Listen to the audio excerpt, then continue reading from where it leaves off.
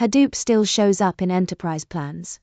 But every time I see it I think, great, now we need a whole village just to keep it alive. For deployment, it's not just install and go. You're talking HDFS nodes, yarn tuning, capacity planning, and people who know why one disk off can become a 3-hour incident. Yeah, and the infra bill coughs too. Spark feels lighter, but folks pretend it's serverless magic until the executors start fighting for memory. Exactly. Spark adoption is easier when the team already has Kubernetes or a decent cloud setup. If you're on bare metal, you still need cluster management, shuffle storage, monitoring, and someone who understands why a job that looked fine in dev suddenly eats 200 gigs in prod. And the just run it on one machine first crowd always makes me laugh. One machine is a demo, not a deployment plan. Risky move, but I'd still push Spark first for new builds. Hadoop's better when you need long-lived storage and batch pipelines, but the infrastructure footprint is heavier, and the ops tax is real. I once saw a team spend more time patching nodes than actually processing data. That sounds about right. Our last cluster had more config files than actual users on the dashboard. What really decides adoption for me is processing performance and scalability. If the workload grows from a few terabytes to petabytes, the tool has to stretch without turning every new dataset into a fire drill. Spark usually wins the fast enough, fast to build argument, especially when teams want iterative processing and near real-time jobs.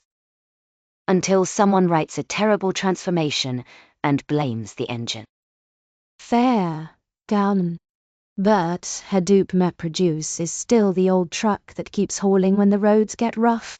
It's slower, sure, but for massive batch jobs it can be predictable. Spark's in-memory approach gives it an edge though, as long as you size the cluster properly and don't pretend memory is infinite. People do love pretending. Then they wonder why the job spills everywhere. Scalability is less about the logo, and more about how well the system handles partitioning, skew, and parallelism. I've seen Spark scale beautifully, and I've seen it collapse because one key got too popular. That's the part nobody puts on the slide deck. The slide deck always looks heroic. The logs, not so much. If we're being practical, the batch versus streaming question drives a lot of the tool choice.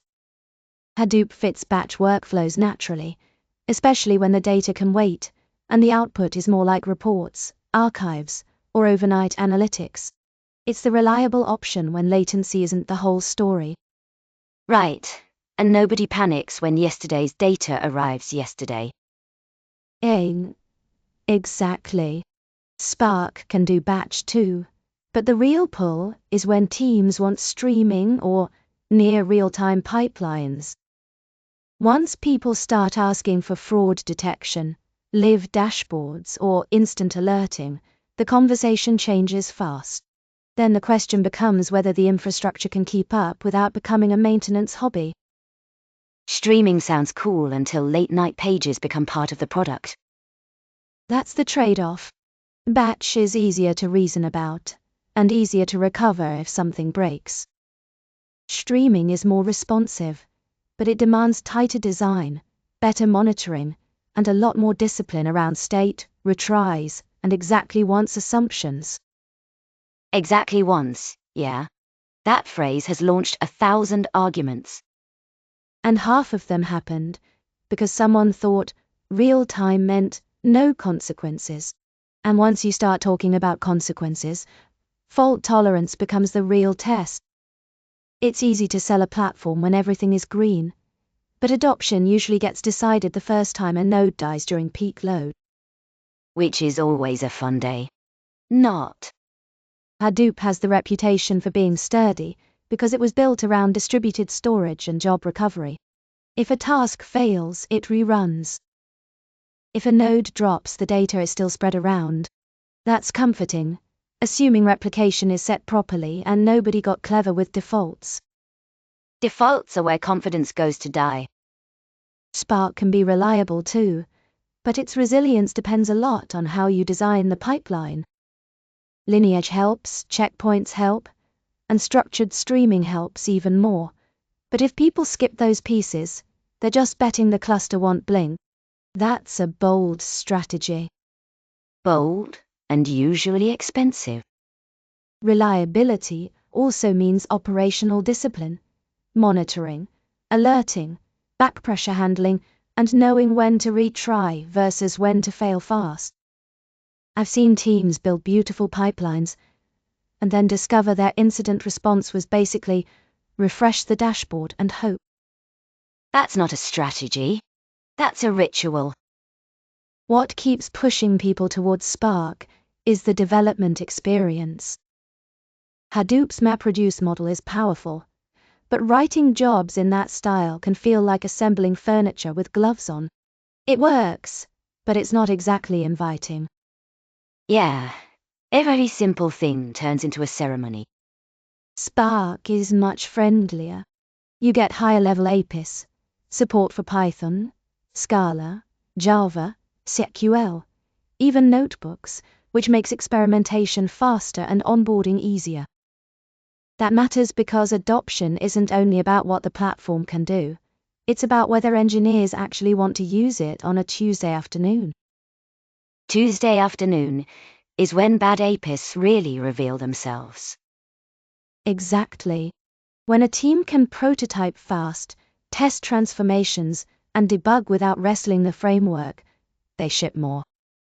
And if the programming model feels consistent across batch, streaming, and analytics, that lowers the mental overhead a lot. Hadoop's ecosystem is broad, but the developer path can feel fragmented. Fragmented is a polite word. Why do I need 5 tools for one pipeline? Is more honest. And once people start asking that question, they're already halfway to choosing Spark. The other thing adoption lives or dies on is integration with existing data systems. If a platform can't play nicely with data lakes, warehouses, buy tools, and those half-forgotten Kafka topics nobody wants to own, people lose patience fast. Especially when the old stack is held together by scripts and fear. Exactly. Hadoop usually fits better when an organization already has a big on-prem data estate and wants to keep data close to storage. But integrating it with modern cloud services, governance layers, and analytics tools can get messy if the architecture wasn't planned well. Messy meaning 3 teams and a month to move one table. Pretty much. Spark tends to integrate more smoothly with modern systems because it plugs into so many data sources and syncs. It works well with object storage, streaming platforms, warehouses, and orchestration tools. That flexibility makes it attractive when the data landscape is already a patchwork. Patchwork is generous. Some stacks are just spaghetti with permissions. And permissions are the real boss fight.